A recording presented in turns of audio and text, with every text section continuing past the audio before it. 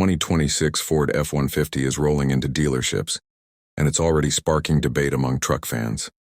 On the surface, this looks like another routine update to America's best-selling pickup. But once you dig deeper, the story gets a lot more complicated. Some changes genuinely enhance performance and capability. Others, they feel like cost-cutting moves wearing the mask of progress. So today, we're breaking down what's new, what's missing, and why the 2026 F-150 has truck owners so divided. Number 7. The new standard locking differential. Let's start with one of Ford's biggest changes, an electronically locking rear differential, now standard across all F-150 trims. If you've ever been stuck off-road with one wheel spinning helplessly while the other sits on firm ground, this system can be a lifesaver. Locking the rear differential forces both wheels to turn together, helping the truck claw its way out of slippery or uneven terrain. That sounds great, but here's the controversy. Not every F-150 owner actually needs it.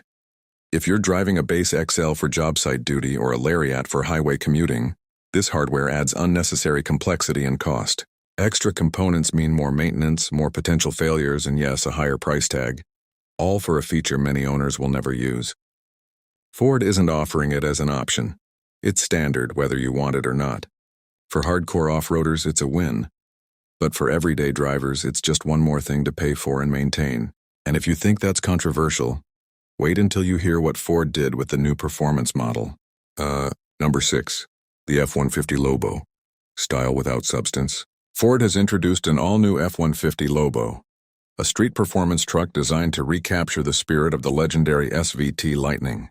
It looks aggressive. Unique front fascia, sportier bumpers, side skirts, and massive 22-inch wheels wrapped in street tires.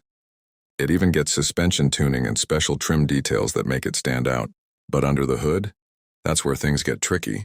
Instead of the Raptor's 450 horsepower twin-turbo V6, or the Raptor R's 700-plus horsepower V8, the Lobo uses the same 3.5-liter twin-turbo V6 found in several regular F-150 models. It's not slow. With 400 horsepower and 500 lb-ft of torque, it's plenty capable. But it doesn't feel unique or thrilling enough for a truck that's supposed to be the modern Lightning. The original Lightning was special because it felt wild, a supercharged V8 that roared, pinned you to your seat, and stood apart from every other F-150. The Lobo, by comparison, feels more like a styling package than a performance revolution. It looks the part, but it doesn't sound or drive like a true performance truck. Number 5. Tremor gains running boards. Here's another head-scratcher. Ford's off-road-focused Tremor model now comes with standard running boards. Yes, they make climbing into a lifted truck easier, especially after a long day on the trail. But off-road enthusiasts aren't thrilled.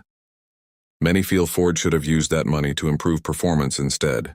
They wanted beefier skid plates, upgraded shocks, or more aggressive tires, not a comfort feature that adds weight and reduces ground clearance. In short, the Tremor's 2026 update feels more like a luxury tweak than a capability upgrade. Ford seems to be chasing convenience instead of hardcore off-road performance. Number 4. Less standard equipment. Now we get to something every buyer will notice. You're getting less standard equipment in 2026. Compared to the 2025 model, Ford has quietly shifted several standard features into higher trims or optional packages.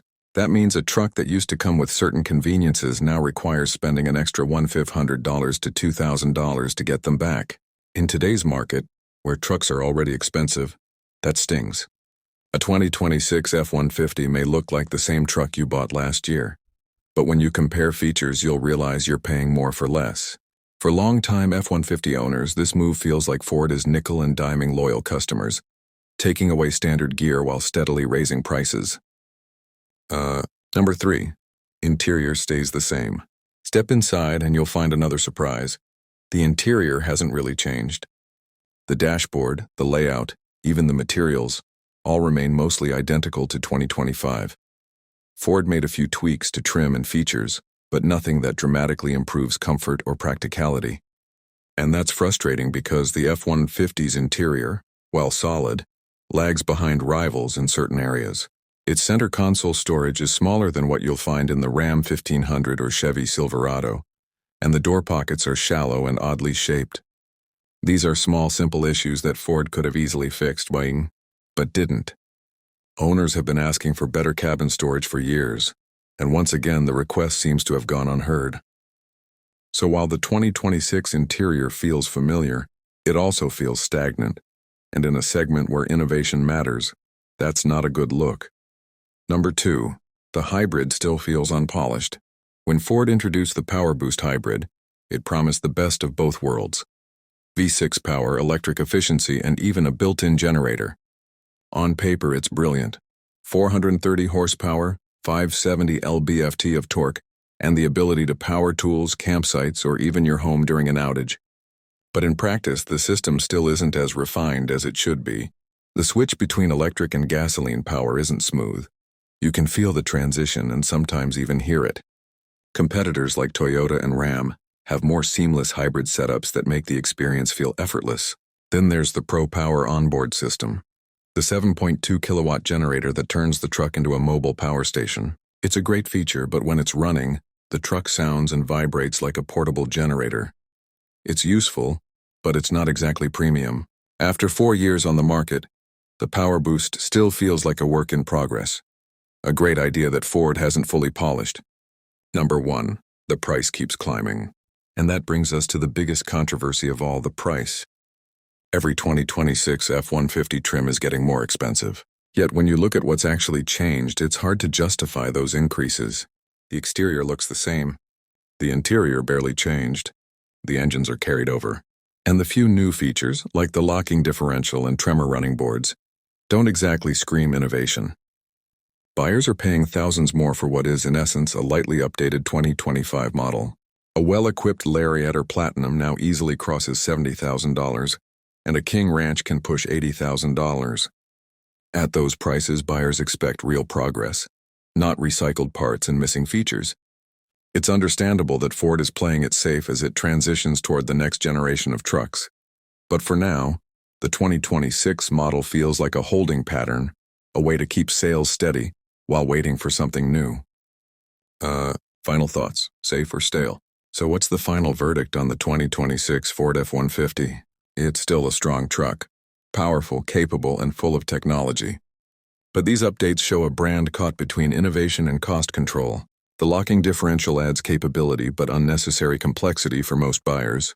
The Lobo looks exciting but lacks the heart of a true performance truck. The Tremor adds comfort at the expense of adventure. And the shrinking list of standard features combined with rising prices makes this model a tough sell for loyal fans.